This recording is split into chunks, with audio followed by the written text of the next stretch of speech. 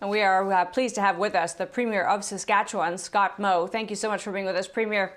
And I guess I wanted to start with, the announcement itself. Obviously, you were part of the negotiations, and it sounds as though there have been a lot of back and forth. In terms of the money coming your province's way, is it enough at the moment to do what you need to do?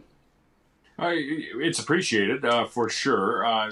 There was a lot of negotiation, not only on the amount, but on the flexibility within the envelopes that are there to address what has largely been a provincial response.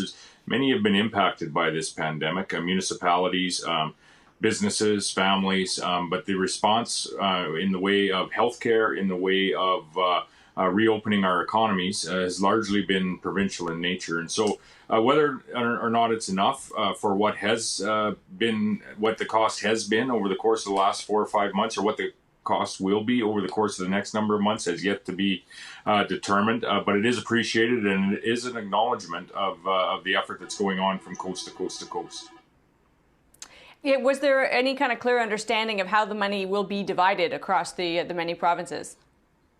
Each envelope is a little bit different in how it'll be divided, but by and large, much of it will be on a per capita basis. And then there's some of it is non-cash items. It supports, federal supports in the way of contact tracing, reagents for testing, swabs, things of that nature as well.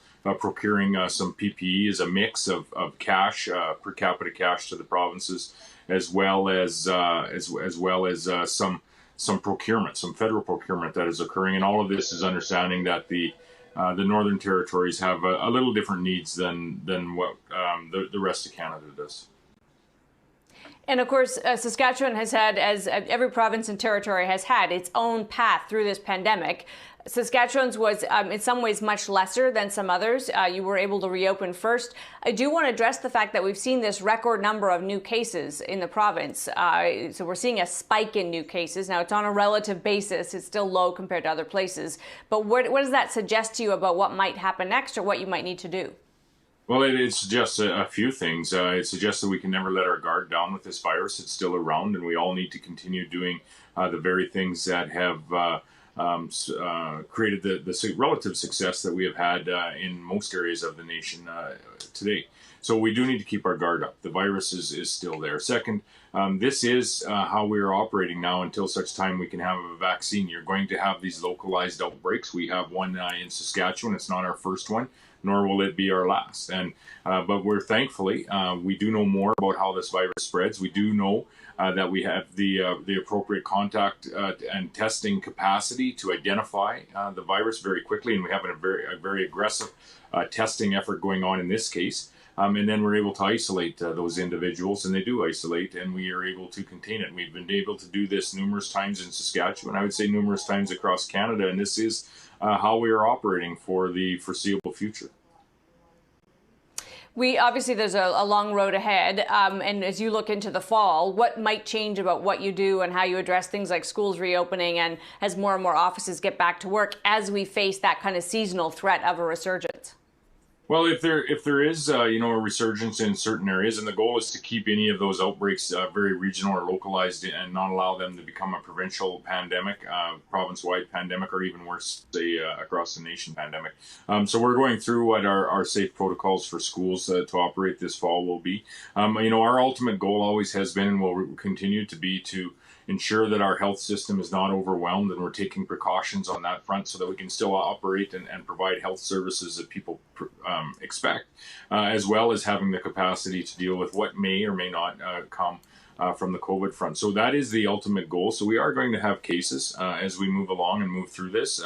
We're going to have these outbreaks, but we're going to manage them to the best of our ability until such time that we have a vaccine, with a focus in mind of keeping this out of some of the populations that are most vulnerable, and most notable among those are our long-term care homes. And we've been thankful that we've been fortunate here in Saskatchewan with that respect.